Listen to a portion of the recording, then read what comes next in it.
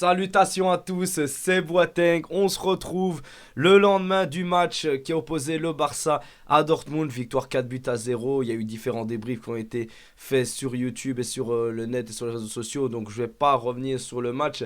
Même si voilà, pour ma part, j'ai pas trouvé que c'était une très grosse prestation du Barça. Mais le Barça a fait le taf. Le Barça a écrasé Dortmund. On voit la différence de niveau entre une équipe qui juste est là pour participer et une autre équipe qui est là pour tenter de gagner, et ça fait plaisir de voir ça de la part du FC Barcelone. Maintenant, on peut se poser la question de savoir est-ce que le Barça est déjà qualifié après avoir gagné 4 buts à 0 à domicile et après se retrouver là maintenant au retour à Dortmund la semaine prochaine. Est-ce que le Barça est déjà qualifié? Est-ce que le Barça peut faire tourner? Est-ce que le Barça ne doit pas s'inquiéter ou est-ce qu'il faut avoir certaines craintes pour le match retour? C'est là qu'on va s'interroger. Et donc voilà, le Barça fait une belle performance en 4 buts à 0, même si défensivement, j'ai pas vu des belles choses. J'ai pas vu des belles choses du tout. Donc il faudra réellement travailler ça au retour. Même si c'était la reprise de Inigo Martinez et qu'on a vu qu'il avait un peu plus de mal. Donc ça devrait aller au match retour contre Dortmund. Maintenant voilà, il faut parler objectivement. Le Barça n'a pas droit à l'erreur. Le Barça, pour moi, est qualifié. Pas dans le sens, pour moi, c'est fait, c'est acté, mais pour moi, ils doivent être qualifiés. Il n'y a pas de débat. Aucune excuse ne sera permise, aucune défaillance, même si vous ramassez 3 cartes rouges, j'en ai rien à foutre. Le Barça doit se qualifier. Le Barça doit être qualifié. Il n'y a même pas de débat. Et pour cela, il va falloir ne pas déconner. Parce que ce qui se passe, si on est éliminé, c'est simple comme bonjour. On aura assisté à la plus grosse remontada de l'histoire du football. Tout simplement. Et j'estime que voilà, Dortmund n'a pas le niveau pour nous remonter 4 buts à domicile, à part s'ils en prennent au moins 4 ou 5 ou 3 même. Donc, tu as une certaine avance. Il va falloir jouer ton jeu. Eux, ils vont essayer de nous attaquer. Je sais que j'ai confiance en notre équipe, dans le sens que on n'attendra pas.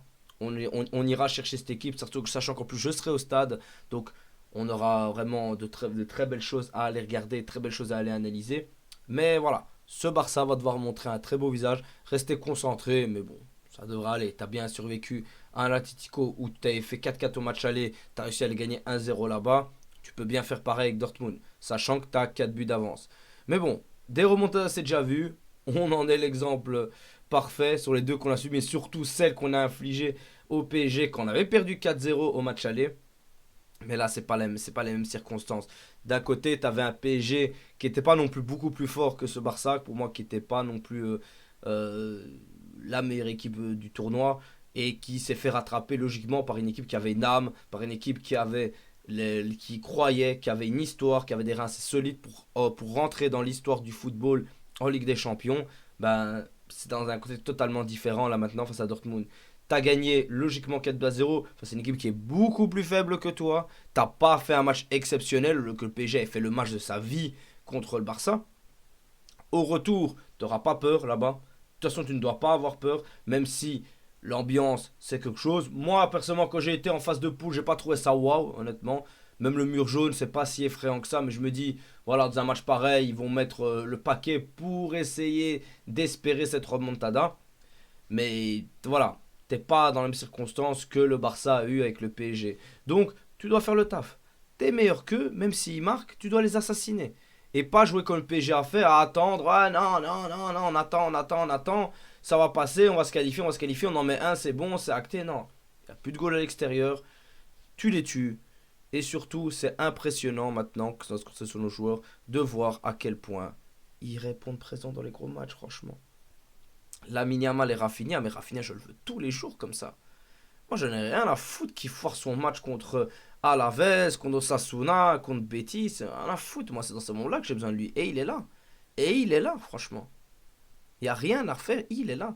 Et le pire, c'est de se dire que tu n'as même pas Dani Olmo, tu n'as que Fermin Lopez ou Gavi. Et Fermin Lopez, je suis content qu'il ait quand même mis sa passe D parce que ça a été un match assez compliqué, même s'il n'a pas fait un mauvais match. Mais ça n'a pas été le meilleur de ses matchs, honnêtement. Ça a été un match assez difficile, il aurait pu marquer à deux-trois reprises. Ça n'a pas été, mais bon, le retour, j'ai confiance en lui. Et ce qui est peut-être même, tu peux te dire, est-ce que pour le retour, on ferait peut-être même tourner un peu l'équipe? 4-0, tu peux te permettre. Si jamais ça va pas, tu fais monter les armes fortes et tu clôtures le match. Pour moi, tu peux tenter de faire un peu tourner. Pas totalement, parce qu'il faut quand même respecter l'adversaire. Ça reste comme à Dortmund, tu vas chez eux. Ça reste quand même du lourd. Mais tu peux faire deux trois petits changements. Ça peut se tenter pour moi.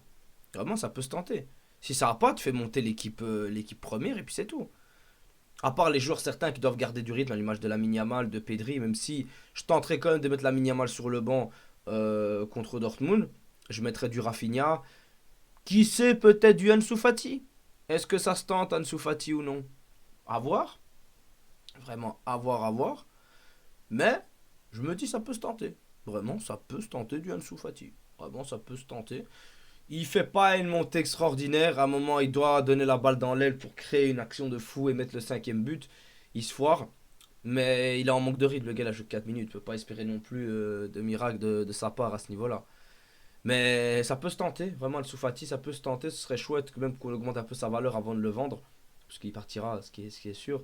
À part si le gars nous met un triplé en finale de Ligue des Champions. Ouais, là, je pense qu'il reste. Mais sinon, il doit partir. On a besoin de pognon. On a besoin de libérer ce numéro 10. Et voilà, je pense que Ansu Fati, tu peux espérer un petit 20 millions. Allez. Enfin, encore, il n'a pas beaucoup joué. Donc, tu vas devoir frôler les 10 millions.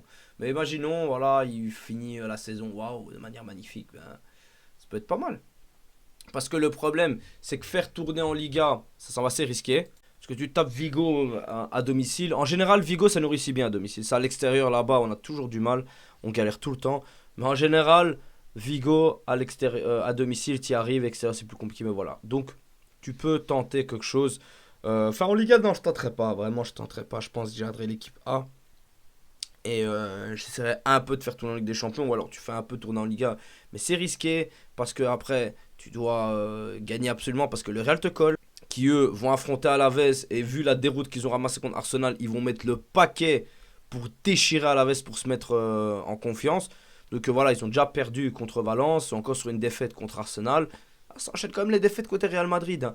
Si le Real perd contre Alaves, bah là tu prendrais une avance de fou, tu seras à 7 points. Mais le problème c'est qu'on joue avant, on joue samedi, eux jouent dimanche si je ne me trompe pas. Donc il faudrait vraiment que tu leur donnes pas d'espoir, parce que le problème qui se passe si tu perds contre Celta Vigo ou tu fais un mauvais pas contre Celta Vigo, le Real va être motivé comme jamais pour dire tant pis, on tente tout pour la Liga et la Champions, voilà, on verra à domicile. Mais voilà, si tu gagnes, tu pourrais semer le doute vers le Real Madrid, et eux pourraient se dire ben voilà, ça va être un peu compliqué pour nous, je sais pas comment on va faire pour réellement continuer à les coller, sachant qu'on a la Champions juste après. Donc tu dois gagner. Tu dois gagner à ce niveau-là. Mais voilà, pour revenir à cette qualification, je pense qu'on peut faire tourner légèrement. Vraiment, on peut faire tourner légèrement avec, par exemple, tu peux tenter un petit Gérard Martin. Tu peux tenter après, si tu as vraiment de l'avance, un petit Hector Fort. Ferran Torres titulaire. Tu peux le mettre titulaire à la place de Lewandowski. Ou alors tu mets Ferran titulaire contre Celta Vigo en championnat. Donc voilà, tu as toutes les cartes en main pour tout faire tourner et faire ça très très bien. On espère vraiment que tout se passera bien pour ce Barça. Logiquement, voilà, comme je l'ai expliqué, tu as tout qui est mis en ta faveur pour pouvoir te qualifier dignement, sans aucun problème, surtout après avoir gagné 4-0 à l'aller. Tu as les joueurs pour les écraser, tu as le niveau pour les écraser encore. À l'extérieur, voilà, prends-les au sérieux, respecte Dortmund et tout ira bien pour moi. Pour moi, le respect, et après, tu les achèves comme il faut, avec respect, bien évidemment. Enfin bref les amis, dites-moi si vous y croyez pour la qualification. Je pense qu'on est tous unanimes pour dire qu'à 90-90% de chance, ça passera. Maintenant, voilà, dans le football, on l'a déjà vu, tout est possible. Restons modestes. N'ayons pas trop non plus trop d'humilité. Il faut aussi tuer, il ne faut pas avoir de pitié, et ça passera comme ça pour le match retour. Enfin bref les amis, on se retrouve pour une prochaine vidéo, et Visca Barça.